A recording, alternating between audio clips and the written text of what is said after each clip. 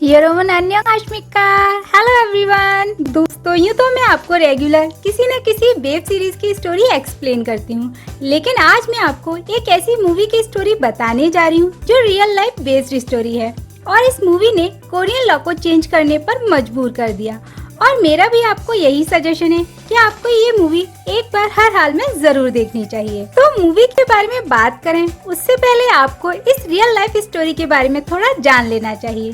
तो ये स्टोरी दुनिया के सामने आई 2005 में, जब साउथ कोरियन स्कूल ग्वांगजू इन्वा पर ये आरोप लगना शुरू हुआ कि वहाँ के टीचर्स ही अपने स्कूल स्टूडेंट्स को अब्यूज कर रहे हैं। और ये शिकायत भी उसी के एक स्कूल टीचर ने की जो कि न्यूली अपॉइंट हुआ था। दोस्तों, इस मूवी की खास बात ये है कि जब ये रियल लाइफ स्टोरी सबके सामने आई उस टाइम तो किसी को सजा नहीं मिली, लेकिन जब ये मूवी रिलीज हुई और सबने इस स्टोरी को जाना तो लोगों में इतना गुस्सा था कि कोरियन जजेस को अपना लॉ बदलने पर मजबूर कर दिया। यानी जिस जज ने इस केस की हियरिंग की थी उन्होंने न सिर्फ माफी मांगी बल्कि इस केस को रीओपन किया गया। तो अब आप इस बात से ही इस अमेजिंग मूवी की इम्पोर्टेंस समझ सकते हैं। तो अब बिना देर किए हम भी स्टोरी की तरफ बढ़ते हैं। तो स्टोरी शुरू होती है एक हाईवे से, जहां इस मूवी का हीरो यानी गोंगयू जो यहाँ कांग इनो का रोल प्ले कर रहे हैं, वो ग्वांगजू नाम की जगह पर शिफ्ट कर रहे होते हैं जो कि एक डिसेबल्ड स्कूल टीचर होते हैं, जहां उनकी अभी अभी न्यू हायरिंग हुई होती है कि अचानक उसके सामने एक बच्चा आ जाता है जिसे देखकर समझा जा सकता है कि उसे काफी मारा पीटा गया है और वो ट्रेन के सामने आकर अपनी जान दे देता है। इन सब के बीच उसकी कार का भी एक्सीडेंट हो जाता है, जिसे रिपेयर कराने के लिए वो एक गैराज जाता है, जहां वो उस स्कूल का एड्रेस पूछता है कि वो यहाँ से कितना दूर है। तो मैकेनिक कहता है कि वो तो यहाँ से काफी दूर है, तुम इस टाइम बस भी नहीं ले सकते, इसलिए तुम एक टैक्सी से जा सकते हो। लेकिन वो अपनी डैमेज कार से ही जाने का डिसाइड करता है। तो वो जैसे ही अपनी कार स्टार्ट करता है, एक लेडी पीछे से आकर उसकी गाड़ी को ठोक देती है और उसके बाद उसी पर नाराज होती है, जिसका नाम होता है सो यूजिन, जो कि एक ह्यूमन राइट एक्टिविस्ट होती है। लेकिन उसे अपनी गलती का एहसास होता है और वो मिस्टर कांग से माफी मांगती है। साथ ही वो उन्हें अपनी कार में लिफ्ट भी दे देती है और अपना कार्ड देते हुए कहती है कि अगर आपको कभी भी मेरी हेल्प की जरूरत पड़े तो आप मुझे कॉल कर सकते हैं। जिसके बाद मिस्टर कांग स्कूल जाते हैं और वहाँ के स्टूडेंट से साइन लैंग्वेज में बात करने की कोशिश करते हैं, लेकिन कोई भी उन्हें हेलो नहीं कहता और सब वहाँ से चले जाते हैं। नेक्स्ट सीन में हमें पता चलता है कि मिस्टर कांग की वाइफ की डेथ हो चुकी है और उनके बच्चे भी काफी बीमार है। वहीं उनकी फाइनेंशियल कंडीशन भी अच्छी नहीं है। इन शॉर्ट कि वो अपनी लाइफ में काफी स्ट्रगल कर रहे हैं और इस स्कूल में काम करने के अलावा उनके पास कोई और ऑप्शन नहीं होता, जिसका फायदा उठाता है इस स्कूल का प्रिंसिपल, जो कि एक बहुत ही गंदा आदमी है, जिसका एक जुड़वा भाई भी इस स्कूल का मेंबर होता है, जो कि मिस्टर कांग से कहता है कि अगर यहाँ काम करना चाहते हो तो तुम मुझे 1 लाख वॉन दो। और जब ये बात मिस्टर कांग अपनी माँ को बताते हैं तो उनकी माँ कहती है कि तुम वहाँ जॉब करने गए हो या जॉब देने। नेक्स्ट सीन में मिस्टर कांग क्लास में स्टूडेंट्स को कुछ ड्रॉ करने को कहते हैं और यहीं इस मूवी के 2 इम्पोर्टेंट कैरेक्टर भी दिखाए जाते हैं, जिसमें से एक का नाम किम योन दू है जो बोल या सुन नहीं पाती। वहीं दूसरी लड़की है जिन यूरी, जिसे भी यही प्रॉब्लम होती है। तो मिस्टर कांग उन दोनों गर्ल्स की पेंटिंग की तारीफ करते हैं, लेकिन वो कोई रेस्पॉन्स नहीं देती। शायद वो अभी मिस्टर कांग को जानती नहीं है इसलिए। और उसी टाइम एंट्री होती है एक लड़के की जिसका नाम जॉन मिंसू होता है और उसे देखकर समझा जा सकता है कि उसे किसी ने बुरी तरह मारा पीटा है और उन दोनों गर्ल्स की ही तरह ये भी सुन या बोल नहीं पाता। और इस लड़के को देखकर मिस्टर कांग अपने साथ के एक टीचर से इस बारे में पूछते हैं, तो वो कहता है कि मिंसू के भाई की अभी एक्सीडेंट में डेथ हो गई है, इसलिए वो काफी शॉक में है। लेकिन मिस्टर कांग इन बच्चों के बारे में और डिटेल में जानने की कोशिश करते हैं और देर रात काम करते हुए जब मिस्टर कांग घर के लिए जाने लगते हैं कि उसी टाइम उन्हें किसी के रोने की आवाज सुनाई देती है। तो वो उस आवाज के साथ गर्ल्स बाथरूम की तरफ जाते हैं और आवाज देकर पूछते हैं कि कौन है और क्यों रो रही हो। तो वो रोने की आवाज आना बंद हो जाती है। तो जैसे ही वो डोर ओपन करने की कोशिश करता है तो वहाँ का वॉचमैन आकर उसे अंदर जाने से रोक देता है और कहता है कि आप इस तरह गर्ल्स टॉयलेट में नहीं जा सकते। जिस पर मिस्टर कांग कहते हैं कि तुमने वो रोने की आवाज सुनी? तो वॉचमैन कहता है कि नहीं, मैंने कोई आवाज नहीं सुनी। आप शायद थक गए हैं, इसलिए आपको वहम हो गया है। आप घर जाकर आराम करिए।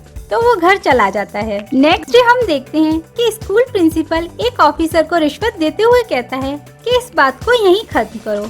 कि उसी टाइम मिस्टर कांग एक बैग लेकर आते हैं जिसमें उनके डिमांड की मनी होती है और ये प्रिंसिपल उस मनी को लेते हुए उस ऑफिसर से कहता है कि ये डोनेशन मनी है। नेक्स्ट सीन में हम देखते हैं कि स्टाफ रूम में एक टीचर मिंसू को मार रहा होता है, जिसे देखकर कोई भी यही कहेगा कि इस तरह बच्चों को कौन मारता है। खैर उसी टाइम मिस्टर कांग आते हैं और पूछते हैं कि आप इस बच्चे को क्यों मार रहे हैं। तो वो टीचर कहता है कि ये स्कूल की लड़कियों के साथ कहीं भाग गया था और ऐसा करते हुए ही इसके भाई की भी ट्रेन से कटकर मौत हुई थी और अभी तक मिस्टर कांग को इस बारे में कुछ पता नहीं होता, इसलिए वो आगे कुछ और नहीं पूछते और घर जाने लगते हैं। कि उसी टाइम स्कूल की बिल्डिंग के किनारे पर एक लड़की बैठी होती है, जिसे देखकर मिस्टर कांग उसे आवाज देते हैं कि ऐसे मत बैठो, गिर जाओगी। लेकिन वो लड़की तो सुन नहीं सकती, तो वो भागते हुए हॉस्टल में आकर उस लड़की को पीछे खींच लेते हैं।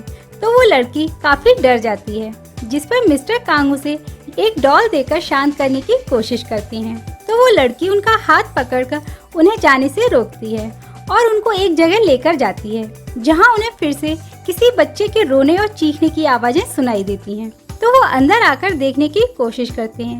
तो यहाँ दिखाया जाता है कि एक लेडी किसी बच्ची को वॉशिंग मशीन में डालकर मार रही होती है, जिसे देखकर किसी की भी रूह कांप सकती है। मतलब ऐसा कोई किसी के साथ कैसे कर सकता है। और जैसे ही मिस्टर कांग उस लेडी को ऐसा करने से रोकते हैं, तो वो लेडी मिस्टर कांग पर चिल्लाते हुए कहती है कि तुम मेरे काम के बीच मत आओ, क्योंकि मैं इस स्कूल की काउंसलर हूँ और प्रिंसिपल की सिस्टर भी। जिस पर मिस्टर कांग उससे कहते हैं कि तुम जो भी हो, लेकिन तुम किसी के साथ ऐसा नहीं कर सकती, तो तुम इस बच्ची से दूर रहना, वरना मैं तुम्हें जेल भिजवा दूंगा। और उस बेहोश लड़की को हॉस्पिटल लेकर जाता है। साथ ही मिस यूजिन को भी कॉल करके उसकी हेल्प करने को कहता है। जिसके बाद नेक्स्ट सीन में दिखाया जाता है कि प्रिंसिपल कहते हैं उन्होंने स्कूल स्टाफ से कह दिया है कि कोई भी किसी बच्चे पर हाथ ना उठाए।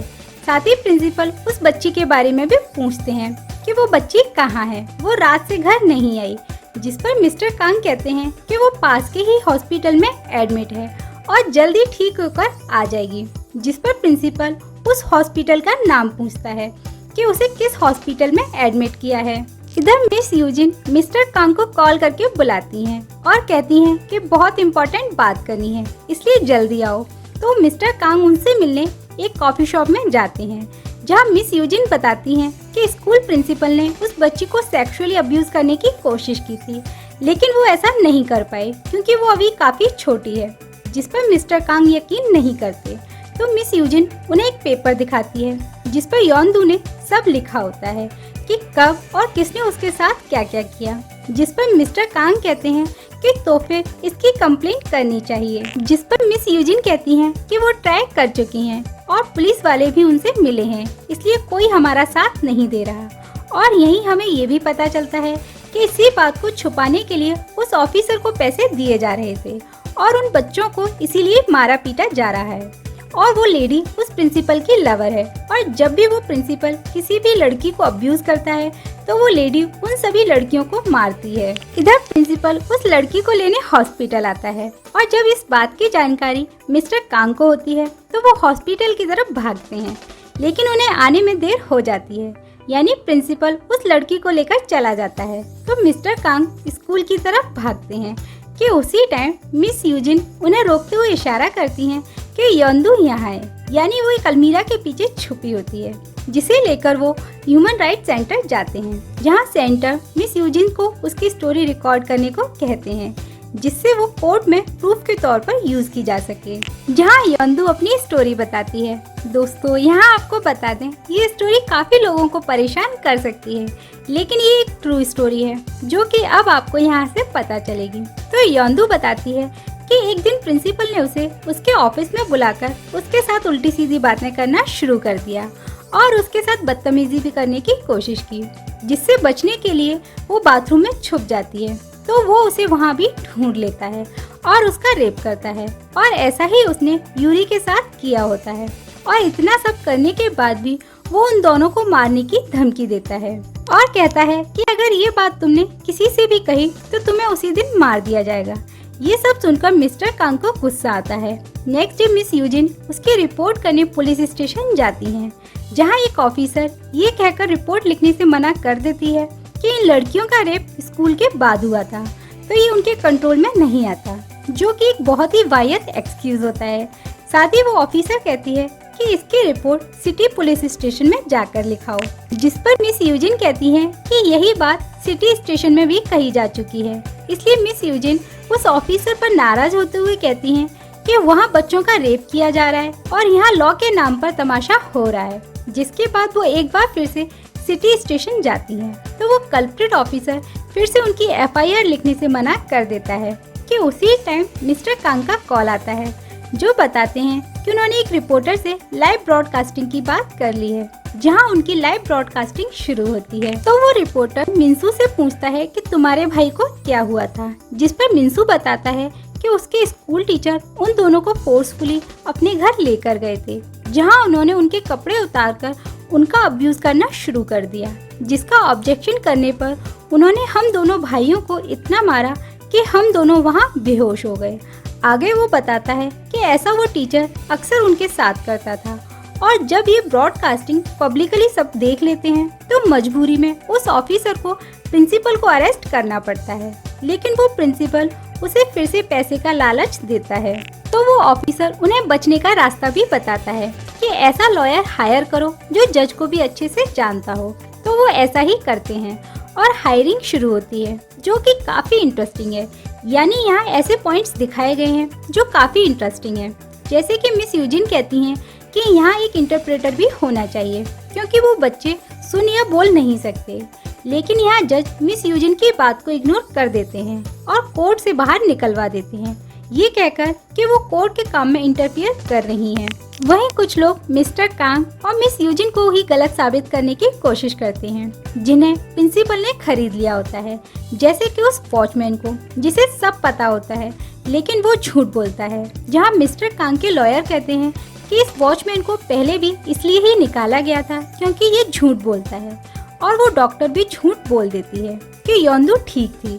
जिसके बाद कोर्ट में काफी बहस के बाद यूरी को बुलाया जाता है, जो बताती है कि ये सब उसके साथ काफी टाइम से हो रहा है, जिस पर प्रिंसिपल कहता है कि उसने उसके साथ ऐसा कुछ नहीं किया। केस बिगड़ता देख प्रिंसिपल मिस्टर कांग को ऑफर देता है कि अगर वो केस वापस ले लेंगे तो उन्हें परमानेंट जॉब और ढेर सारा पैसा दिया जाएगा। जिस पर मिस्टर कांग कहते हैं कि मैं इतना गिरा हुआ नहीं हूँ कि मैं उन छोटे बच्चे जो बोल और सुन नहीं सकते उनके साथ इतना बुरा होने के बाद भी उनका साथ छोड़ दूं। मिस्टर कांग के ना कहने पर प्रिंसिपल उन बच्चों के पेरेंट्स को केस वापस लेने को कहता है, जहां यूरी के पेरेंट्स मान जाते हैं लेकिन योंदू के पेरेंट्स नहीं होते। तो योंदू का केस मिस्टर कांग लड़ते हैं कि उसी टाइम मिस्टर कांग की मॉम आती हैं और कहती हैं कि ये सब छोड़कर अपनी बच्ची पर ध्यान दो।